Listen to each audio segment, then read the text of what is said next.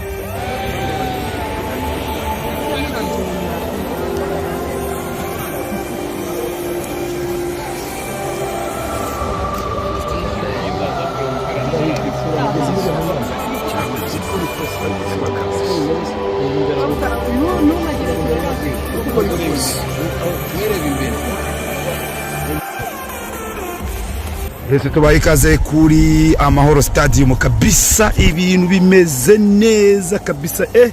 Bega stade Amahoro, bega we kuri hano hose TV muri stade Amahoro. Hebona stade Amahoro hano hose TV.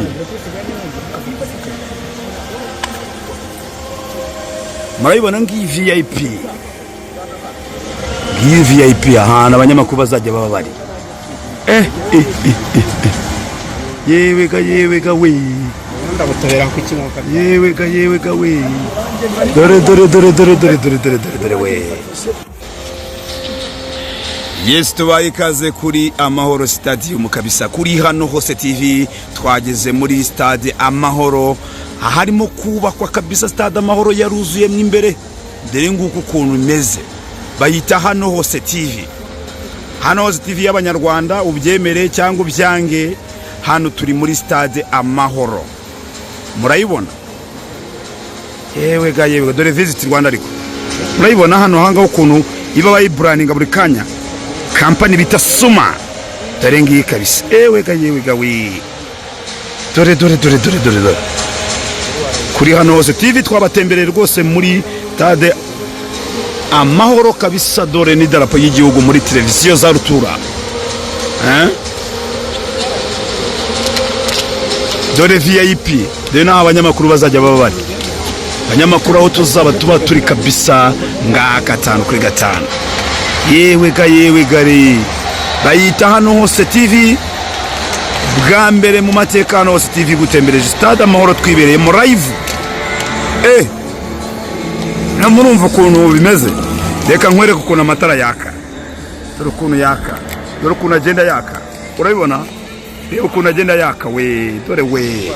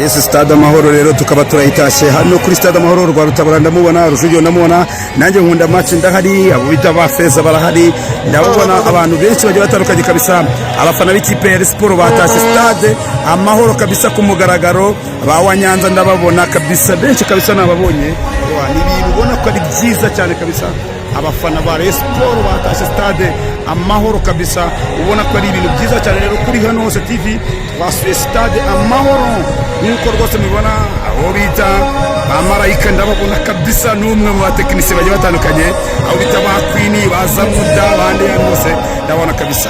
Stade amahoro rero bayitashye kabisa, murabona kabisa ku mashusho meza cyane kabisa muri stade amahoro, wo bita Vava nawe ndamubona, abakunzi ba Sport murabona stade amahoro yatashwe bwa mbere n'abakunzi ba Sport n'abafana ba Sport. So nanjye ndajyamara nanjye ndajyama ariko ngaba rero kabisa, urababona ni benshi cyane. Stade amahoro iyi ni VIP, murayibona neza cyane, harimo cyo bita Visit Rwanda. Mu kanya gato bacuranze akaririmbo ka Sport rwose turimo ahangaha, ubona ko ari byiza cyane. Reka rero mbatembereze stade amahoro kabisa, nyibereke impande n'impande, bayita hano hose TV. Niwumva hano hose TV ujye uvuga uti kabisa ni channel cyangwa se ni TV y'abanyarwanda hirya no hino mu gihugu. Twebe twabagereye kuri stade amahoro kabisa, tuyibatembereza, haba harimo Visit Rwanda, urabona iki televiziyo cya rutura kuri Nuza, urabona ibikamera kabisa birimo hano, ewana televiziyo giteleviziyo kinini cyane kabisa, mu nguni amatara bayakagenda yihinduranya nk'ayiburayi, ewana ubona ko ari ibintu byiza cyane. Abafana ba Sport mwababonye benshi cyane, ariko mu kanya gato cyane ndaza kubereka n'abafana ba Perefix. By the way, ntimujye kure abafana ba Perefix, mu kanya gato cyane ndaza kuba mbereka abafana ba Perefix nabo muri stade barahari, mutaza kugira ngo ni stade yatashwe n'abareyo gusa, ariko abareyo nibo bayinjiyemo bwa mbere. Ubona ko ari ibintu byiza cyane kabisa, stade amahoro kabisa, kimwe mu bikorwa gikomeye cyane kabisa hano muri stade cyangwa se muri iki gihugu. Iki gihugu kabisa kirakeye banyarwandakazi, namwe muba hanze y'igihugu kabisa, simba beke ibintu ni wa bobo ni wa nene, murabibona ariko ibintu biraryoshye basi. Dore stade ewana ubona ko kabisa ibintu ari sawa kabisa, bita Visit Rwanda.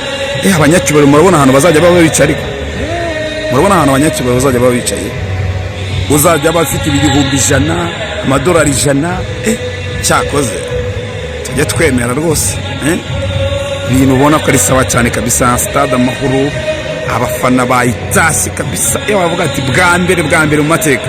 Hano hose TV rero turahababereye kugira ngo ibintu tugende tubagezaho, murazibona ariko intebe reka nzuminge mbereke gato cyane kabisa.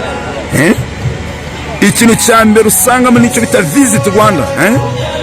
Ku mavideo yabanje mwayabonye, iya mbere twabanje kubakorera mbere yuko dukora akangaka, mwabibonye ko no hano hagana hasi hazajya haka icyo bita Visit Rwanda. Hano hose kabisa Visit Rwanda igomba kuzajya ibihari, stade mpuzamahanga ya mbere muri East Africa kabisa. Ubwo nanjye mu kanya ngiye urimo kuvuga, mu kanya ndaza kwishyiramo nanjye video mu mboni.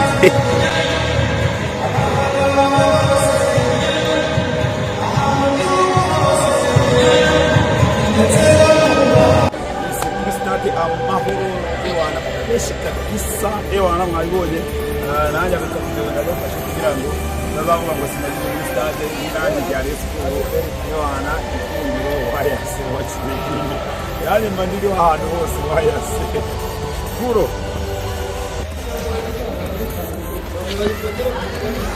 Stade amahoro sha. Yes, ngaho rero kabisa, ewana mimbere amahoro stadium kabisa.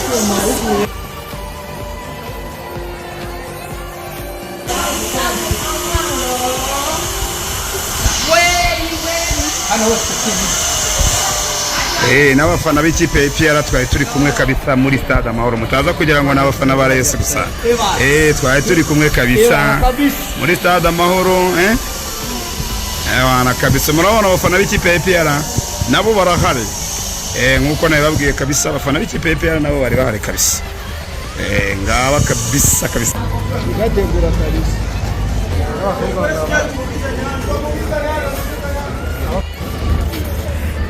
Yes rero turi kuri stade Amahoro kabisa nkuko mubibona. Stade Amahoro kabisa murayibona neza cyane. Murayibona neza kabisa muri VIP neza fresh. Ewa hano kabisa imbere cyane.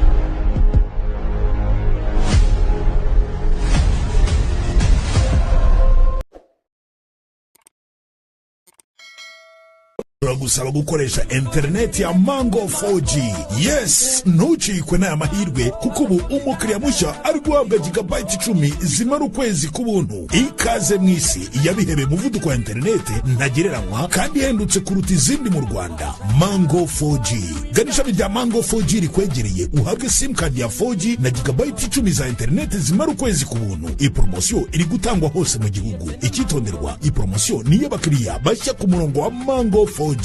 Kubindi bisobanuro hamagara umurongo utishyurwa 2550 cyangwa usura urubuga rwa Mango 4G akadomo. Mango 4G, truly 4G network. Yet in a mango.